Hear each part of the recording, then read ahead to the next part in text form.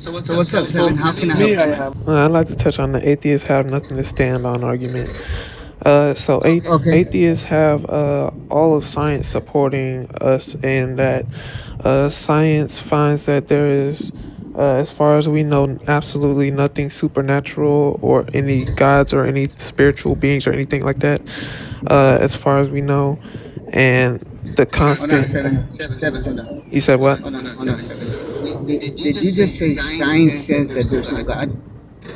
No, I said science constantly finds that there is no evidence of anything spiritual or any evidence of gods or anything like that. Yeah, that's not what I said the first time. Sorry, but that's what I meant to say. I meant to say science has found there's no evidence of anything supernatural or anything of the sort. Is there evidence that there isn't one? Yeah. What's the evidence that there isn't one?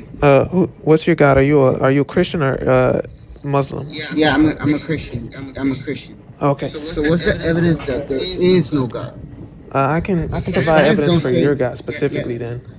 No, science says that science doesn't say that there is or there isn't a God. Oh, I didn't say that. I didn't say That's that not- they made a that's not- definite statement that they did. I'm saying that there's no evidence supporting it, but I can give you evidence supporting Yeah, that the. I understand. I understand what you're saying. There is no evidence to support it, but there's no evidence to support that there isn't one. Correct? There's evidence to support that there isn't a Christian God. I'm gonna ask you again. I don't care right now about Christian God. There is no evidence that there isn't a God. Correct? Wrong. What is the evidence that there isn't a God? All of science observations constantly contradict with many religions' creation narratives. Brother, stop running to religions and all of this. I'm asking you, what is the evidence that there isn't a God? Well, there is none that absolutely no God exists. But so there's a God that exists, correct? No. How did that follow? All right, here's the follow. There's no evidence that a God doesn't exist, and there is no evidence that a God does exist. Right. Correct? Right. So, in a chance of a coin flip, then a God can exist. Yeah, God can exist. Yeah. So if God can exist, that means he does exist. No. How does that follow? The followment is if something has a possibility of existing, that means that there is some type of understanding that there is one. No, it isn't. There's a possibility that you let's say leprechauns can exist. Do they? There's no possibility that leprechauns do exist. Why is there no possibility that leprechauns can exist? There is evidence that there is not a little being. There's evidence that there's not a little being that appears from nowhere. That at the end of the rainbow, you'll find a pot of gold. This is a fictitious character made up. We know it was made up. That's how we know that it's no evidence. Yeah, and I can do the same for Christianity. Can I show you my example for Christianity? Brother, right now I'm not talking about Christianity. I don't know why you continue to run to Christianity. We're just talking about God existing or not. Man, notice how this guy is so scared to talk about his actual God. He just wants to talk about a general God. He doesn't want to actually talk about his God because he knows he can't defend the Christian God. So basically, as you see, this guy is basically doing the presuppositional argument.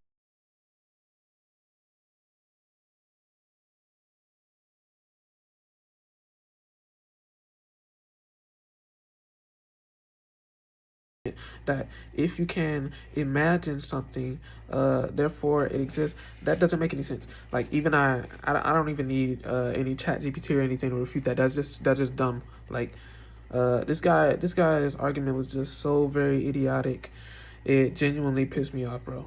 Oh, well, it's possible that God exists, but is it plausible? No. What do you mean it's not plausible? If there's a possibility that God exists, something outside of us that has intelligence, something that has outside of us that has understanding, how is that not plausible? Because we can see that we have laws of logic that says, hey, this is the standard of everything. So because it's the standard of everything, that means an intelligent mind set this in place. That is not what that means. You'd have to provide evidence for said intelligent mind. Just because something is possible doesn't mean it is. Like I said, it could be possible that leprechauns could exist. Is there evidence to support it? No. it could be possible that a God or many gods exist. Is there evidence to support it? Watch, No. watch the evidence. My evidence of, Can you give me something? Watch. Can you give me something you don't have? can I give you something I don't have? No. Well, it depends on No. if it's physical But we understand or that. nah. Anything. Nah. If you don't have love, you can't give love. If you don't have love, you can't give love. If you don't have money, you can't give money. If you don't have anything, you cannot give. You cannot give it. Correct? Yeah, but love and money aren't the same thing. That's a equivocation. So If you don't have love, can you give love? you can get love isn't a physical thing that you can just have or not have. I'm gonna ask you, brother. I'm gonna ask you again. If you don't have love, can you give love? Yes. If you don't have it, how can you give it? Love isn't a physical thing that you can have or not have. I don't. I understand that it might not be a physical thing, but if you only have hate in your heart, what do you give? You can give love despite having hate in your heart. No, you can't, because if you only have hate in your heart, you can only give love. You cannot give something that you don't have. You can't do it. You're equivocating, making it seem like love and hate are physical things that you can have or not have, like money. You can't run out of love. You can't only have hate. You can't only have like brother. You're equivocating. I guess you're not listening. I guess you're not listening to the question. I guess you're not hearing me. You just want to be right. Again, answer the question. If you don't have it, can you give it? No. Thank you. Okay, do you have But follow we up? have laws, correct? Hold on. We have laws, correct? Yeah. Laws of logic, laws of understanding. We have all these laws, correct? Yeah. These laws are outside of us, correct? They were made by us. They were not made by us. They were. These are outside of law. We created the rules for how we measure things. Measurements didn't just happen. We created what an inch is. We created what a number is. We created languages.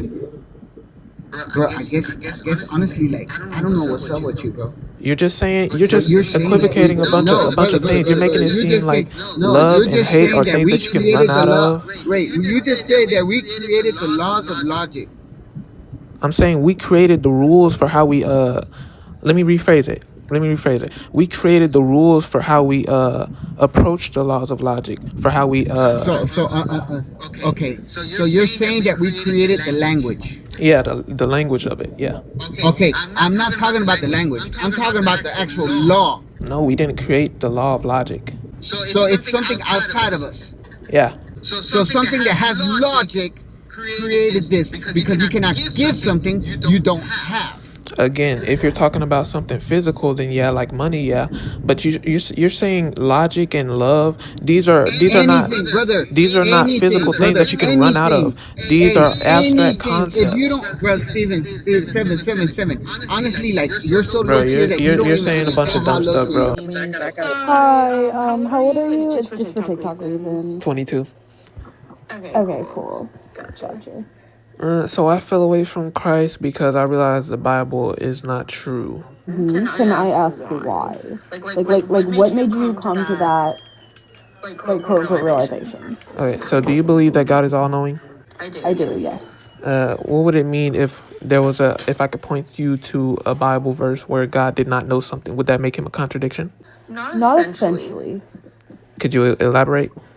Yeah, you're good. Okay, so while yes, okay, it depends on the verse that you're talking about. So, because there are multiple times where, like, in the Bible, it shows an example of Jesus, or God, because, you know, people say that of Jesus as well, not being, like, quote unquote, all knowing, because let's just say that he, like, allowed something to happen, or, like, allowed it by free will. And a lot of people will give the argument of, well, if he was all knowing, he wouldn't have let that happen because he already knew it was going to happen, if that makes sense. Oh, no, it's not about Jesus. It's about directly from God. What verse is it? Let me grab my Bible. Well, I like an answer to the question first. If I could point you to a verse where God did not know something, would that contradict his all-knowing attribute? Okay, so I'm just gonna. I'm sorry, guys. I'm just gonna say no. I'm just gonna say no. And what exact verse are you talking about? Say no to what? your question. It's no, because it's not true that God is all knowing. So what is the verse? Okay, do you agree, host? Yeah, I do. Okay, so if I could point you to a verse where God is not all knowing, that would make him a liar, right? I mean, no, because we just need the verse. What is it? Sure.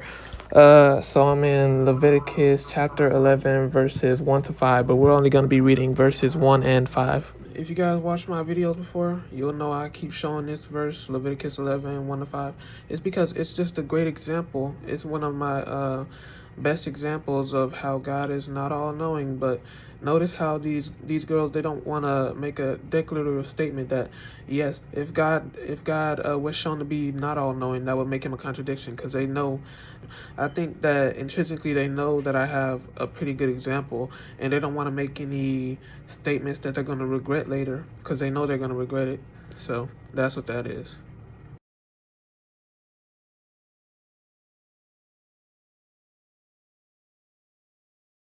This is God making the statement that rock badgers chew cud, correct? This is a dietary restriction Yeah. that he's given. So that has nothing to do. He does know what they actually eat because he created said animal. This is just for a example that he to give them a law on what they could eat. So that doesn't make God not all knowing. It actually is just what he used as an example. So Because these are dietary restrictions. Yeah, This doesn't show that he is not all knowing because he created said animal and he created what they ate.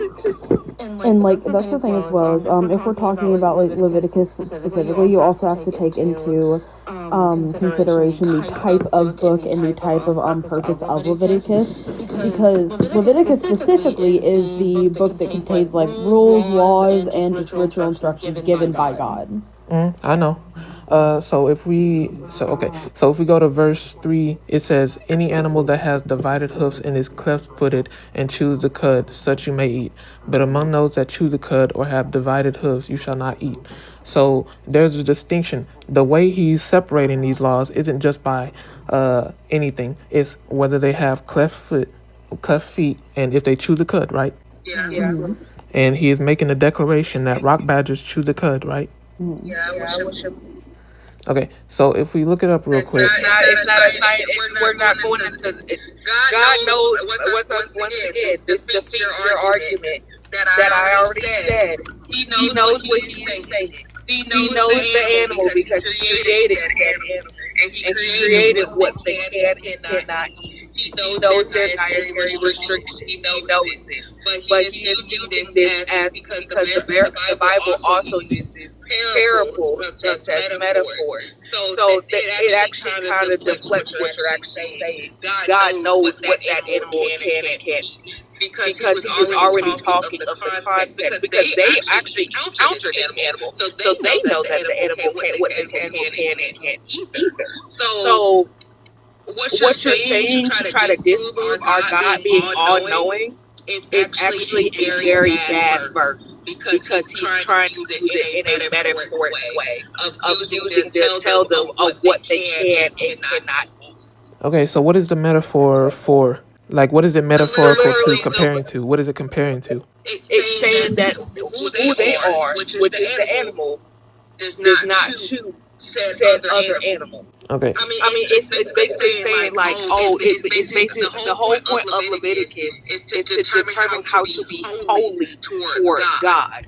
They can actually, because guess what? Can humans can or cannot eat pigs? Mm-hmm. Yep. Right? We can consume them, right? He knows that we can consume them. But the thing is, for them, it's actually not being holy, and it's supposed to be set apart for them, because they have to learn what makes them set apart from the rest of everybody else. So they actually can eat said things, but because it is not holy towards God, and you are supposed to be set apart from everybody else, you cannot eat it. Okay. So That is the metaphor. we cannot take the Bible. We cannot trust the Bible when it says that God says things in.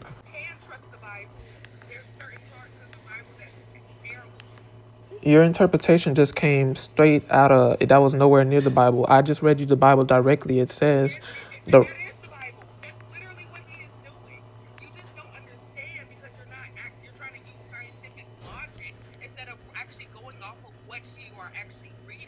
because he's also using different language, figurative language in the Bible as well. Because the Bible is still, yes, a book. So when you know for a fact when you are reading a metaphor, that what you are reading is just saying you are like this. So how do you know this is a metaphor? You are not to eat this, because it literally is describing them as the animal. It's not describing the Hebrews as the animal. It is. It is. How? Understanding. It is. Okay, so words don't mean words. Gotcha. Because it literally is using animals to describe their dietary restrictions. Because then you read before that what God told them what they can and cannot eat. Yes, he's saying what you can and cannot eat. He's not saying they are. Even though they can actually consume those animals. Host, do you agree with this? They can eat them. Host, do you agree with this? In this last part, the host was too low for even me to hear. But basically, she said yes, she's agreed with it because just because context, basically. You're just completely taking the Bible and just completely doing whatever you want with it. It doesn't matter what the Bible says. Your interpretation of it that you need comes paramount. I just read you directly what the Bible said, and you're just completely just taking the Bible out of the equation and just saying, no, this is what it means. Yeah, whatever, man. You guys got it. This is the idiocy I have to deal with every single time I get on TikTok trying to debate TikTok Christians, man. I don't know who's teaching them all this crap, who's making them this stupid, or someone needs to help them out.